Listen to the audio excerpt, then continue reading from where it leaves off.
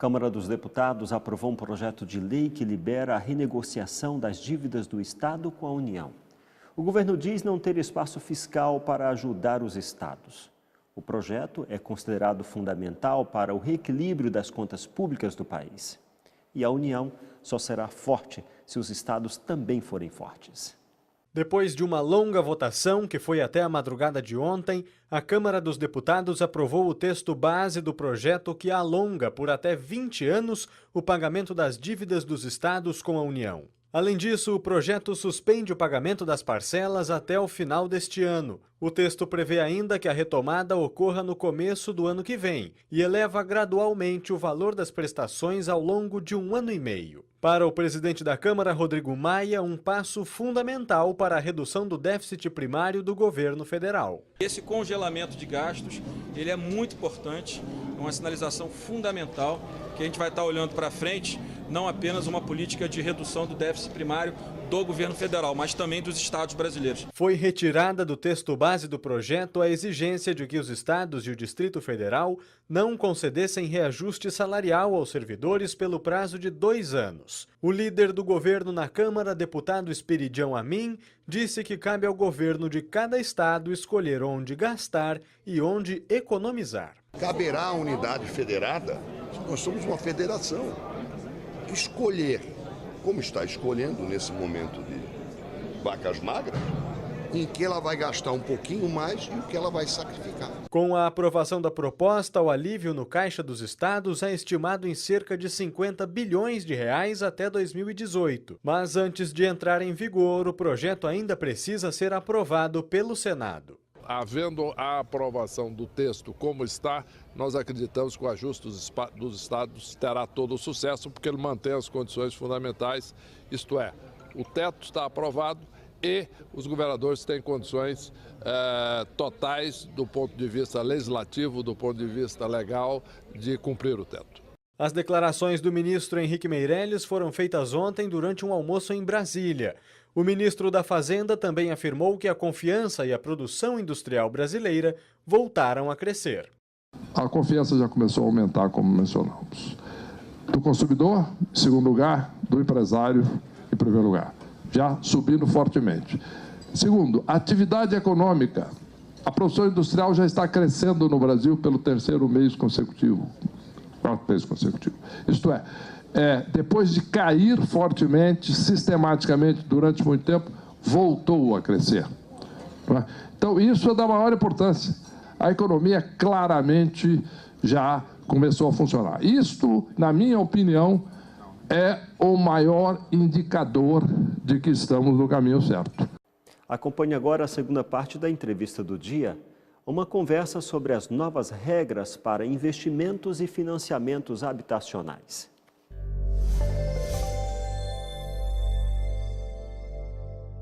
Hoje nós estamos falando sobre a Caixa Econômica Federal, aqui nesse quadro de entrevista, recebendo o Lino Mufato, que é o gerente regional da Caixa aqui para todos nós. E nós estávamos falando aí sobre essa abertura desse leque de financiamento que só o anúncio já fez movimentar aí a construção civil, reativando aí, os corretores estão felizes da vida, né? Estão muito felizes. E nós sentimos isso, Cataldi, já com a própria demanda da população em busca por informações do financiamento imobiliário.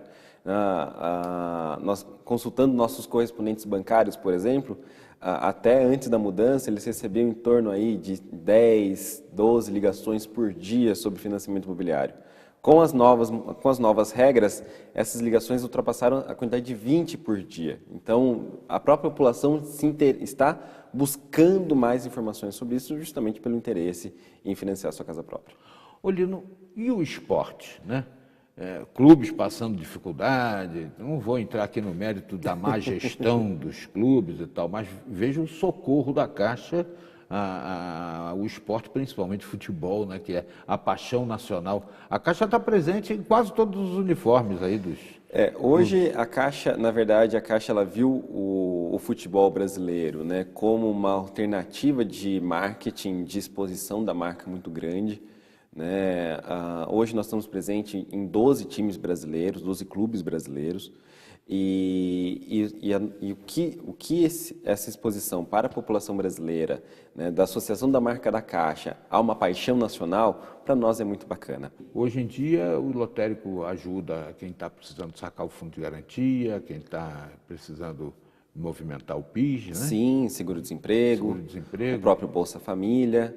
Né? Então, os benefícios sociais hoje que a população ela acessa, ela tem acesso à Caixa, acesso pela Caixa, ela também pode ter acesso ao saque desses benefícios, uma vez tendo direito, né, na nossa rede lotérica.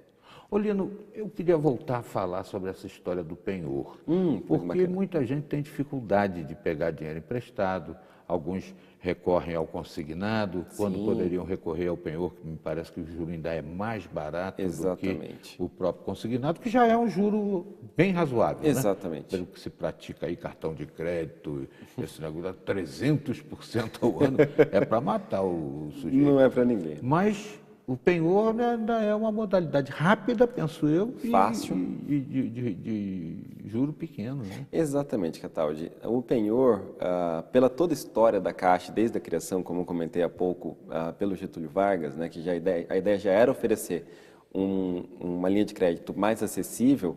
Hoje o penhor é muito fácil das pessoas acessarem o penhor. Basta ir numa das agências da Caixa que tem acesso ao penhor, a relação, nós temos no nosso site a relação completa, são quase 500 agências espalhadas pelo Brasil inteiro, tá?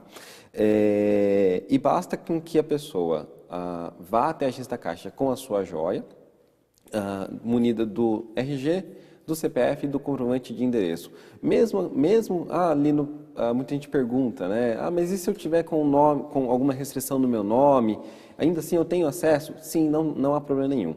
A garantia dessa... Pode até penhorar para limpar o nome. Pode, né? Pode. E o mais bacana disso, Cataldi, é que a joia ela fica guardada nos cofres da Caixa. Com garantia total. Com garantia total.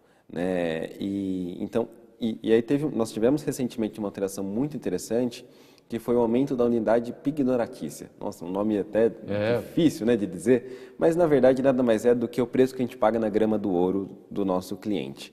E nesse sentido, nós tivemos esse aumento que teve recentemente, favorece com que a pessoa ela possa pegar um empréstimo ainda maior, até com a mesma joia que ela já tinha, inclusive penhorada na Caixa. Ela pode fazer essa renovação utilizando a mesma joia e tendo acesso ao novo recurso disponível para ela. Nosso tempo está terminando, mas eu não queria deixar em branco essa situação. Se o sujeito pega o dinheiro emprestado, aí chega num momento difícil lá, ele não tem a grana completa, ou então vai ter, mas vai precisar de novo, ele pode renovar? Pode renovar. Nós temos duas modalidades de pagamento, que é o pagamento à vista e o parcelado. Nas modalidades de pagamento à vista, que ele paga em uma única cota, uma única parcela, ele pode ir lá e renovar novamente. Por quantas vezes ele tiver interesse, ele pode renovar o seu empréstimo de penhor. Lino Mufato, muito obrigado pela sua presença aqui. Eu tenho a impressão que o telespectador ficou bem esclarecido do que é a Caixa Econômica Federal hoje. Difere, obviamente, do leque que era oferecido pela Caixa Econômica da Corte, mas a finalidade social é a mesma, né? Com certeza. Atender a população carinhosamente e evitar a usura que é praticada aí pelo mercado. Obrigado mais uma vez. Eu que agradeço. E a gente segue com o Repórter Setorial.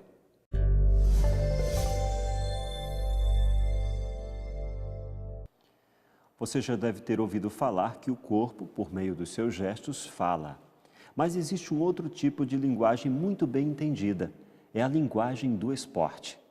Esse é o tema do comentário de Gabriel Aquino.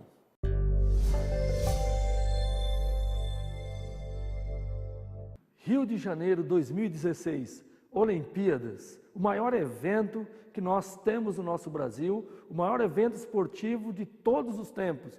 O Rio de Janeiro recebeu mais de 200 nações, mais de 10 mil atletas, fora toda a equipe técnica de apoio, seguranças do mundo inteiro.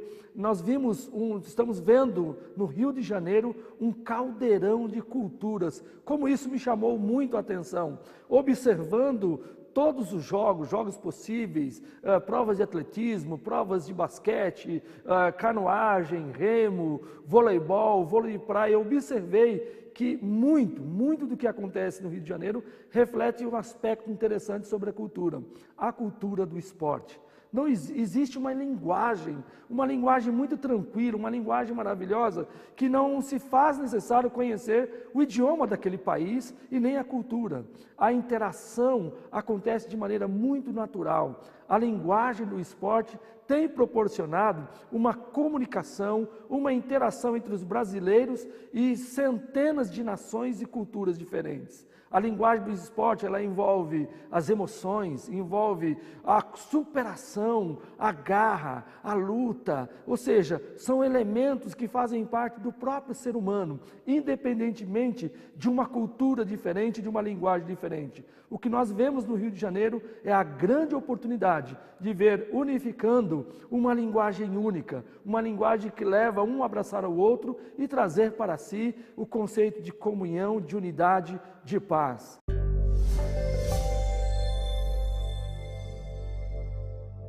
Nesta edição, você acompanhou sobre a alta dos combustíveis e postos cada vez mais vazios.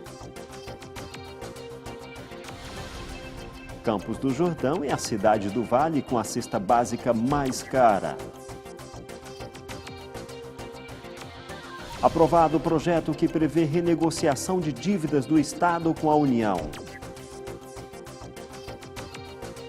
Batalhão de Ações Policiais Especiais em São José dos Campos completa 2 anos.